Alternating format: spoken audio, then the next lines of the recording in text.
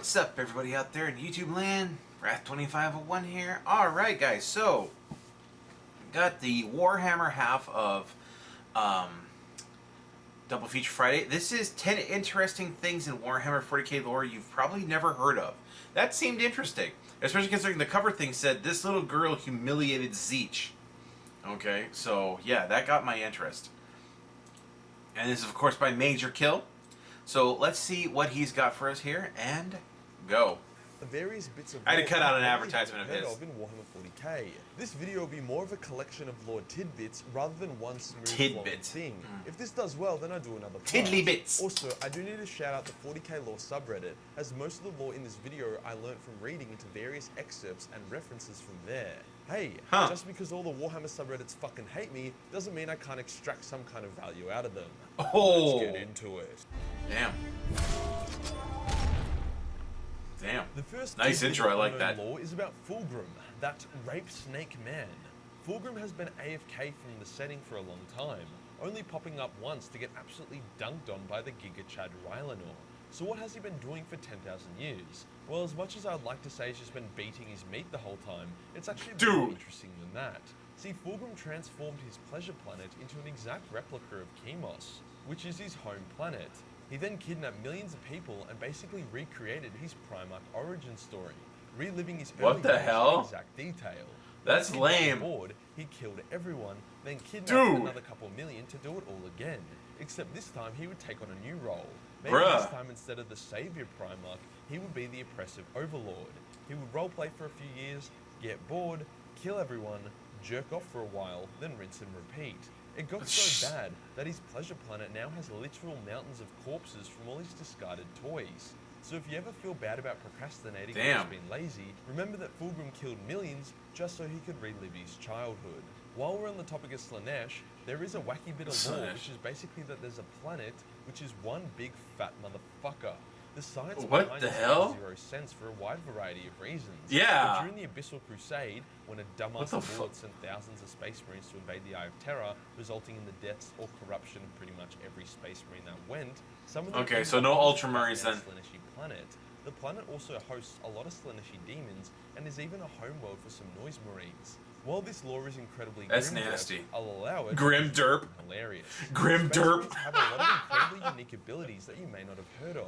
Stuff like being able to put themselves into a hibernation cocoon, as well as the ability to spit acid, being some of the stranger examples. Wait, what? However, the secret ability you probably haven't heard of is their ability to consume flesh, blood, and brains of their enemy in order to relive the memories of the dead. As you can imagine, whilst this is super handy, it's also pretty fucking grim. Like, imagine you're a guardsman who's just been saved by some ultramarines. You look up to these glorious angels, and suddenly one of them is like, "We need intel on where their base is." So the other studies a nod, then they just start fucking tearing into the dead, munching down their brains and shit. You would be like, that is screwed up. Maybe the Flesh do have a point. Yeah. Space Marines, did you know that a number of well-known Chaos Space Marine characters are actually cultivators and connoisseurs of various alcohols? Ahriman owned a vineyard on Prospero before it got absolutely shat on, and he actually created very good wine. He was very proud of it. It was described as flavoursome and forceful, yet with enough subtlety to surprise. He even implied that when the Great Crusade was over, he would dedicate his life to creating the best goddamn wine around. In a similar vein, Abaddon brewed his own beverages as well. Beverages. Moonshine. Abaddon's drink was fucking shit. But Major Kill, the world eater that drank it genuinely enjoyed it. Yeah, well, world eaters also enjoy getting nails in their fucking brains, so I wouldn't really use them as a reference point.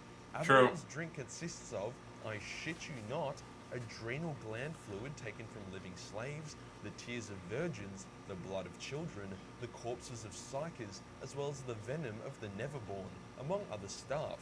What the fuck, dude? To artificially create raw warp energy, but failed, hence turning the failed result of his experiments into his own moonshine. What the hell? It was tasting like a raw chemical engine coolant, and would instantly kill any non-augmented human who tried to consume it. So whilst I'd probably opt for Ahriman's delicious wine, I still gotta give points to Abaddon for arguably the most complicated cocktail in the universe. Yeah, that's true. Tidbit refers to how bonkers the Imperium was during the Great Crusade, more specifically the existence of Hunter Servitors.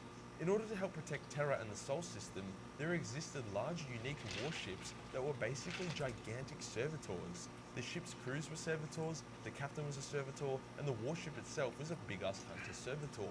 What? Basically, the Imperium's version of having a drone, these ships could stay out in the void almost permanently, always looking for threats. They were also pretty off the books, so encountering one would always been of an unpleasant surprise. It does seem like a lot of them, if not all of them, were destroyed during the Horus Heresy, so it explains why you don't really see them referenced much, but still very interesting nonetheless. This next interesting part of the lore is more of an Easter egg than anything else, but that's totally fine. Fabius Bayer was born on Terra, in a place called Ingolstadt, Bavaria. I definitely fucked it up, but you know what I mean. Okay. Cool story, Major Kill. But wait, do you know who attended the University of Ingolstadt? That's right, Victor Frankenstein. As Fabius, he's about as Frankenstein as it can get, literally Frankenstein with none of the moral dilemmas, plus a lot of futuristic tech. It's a nice story and a subtle Easter egg for one. Oh, that's cool. I like that. That's neat. Setting. Not a life-changing bit of lore, but it might give you some more appreciation for the old mate. Something, however, that actually is quite game-changing is the existence of an ancient and wildly overpowered language called Announcia. This forbidden and forgotten language is so powerful that when you speak it, it can crack your teeth, split your lips, and can even shatter your own jaw. So dude, what the hell? Well, whatever happens to you, whoever you speak it to ends up significantly worse. By speaking Announcia, you can rupture someone's internal organs, bind demons to your will without any form of ritual, and you can even turn yourself into a god if you know enough words. One guy was able to completely regenerate his body from a burnt husk back to peak health with only one sentence. The kicker is that you don't even need to be a psyker in order to use it, yet the power gained from Announcia are often way more powerful than psyker abilities.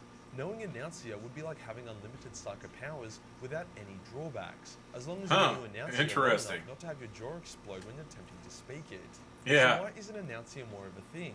Well, like I said, it's a forgotten and lost language, maybe invented by the old ones to help shape the galaxy.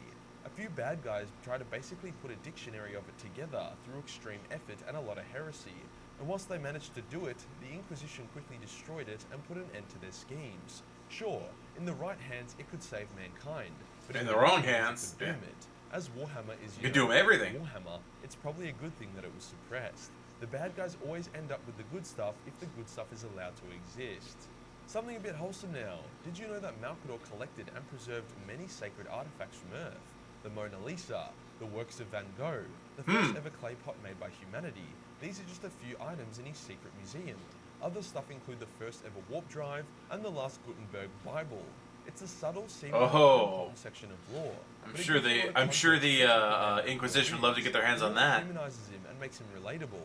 After all, if you're an immortal man second only to the Emperor, you'd probably collect some cool shit as well. Yeah. Speaking of wholesome, did you know that the Emperor was not the oldest human alive during the Great Crusade and Horus Heresy?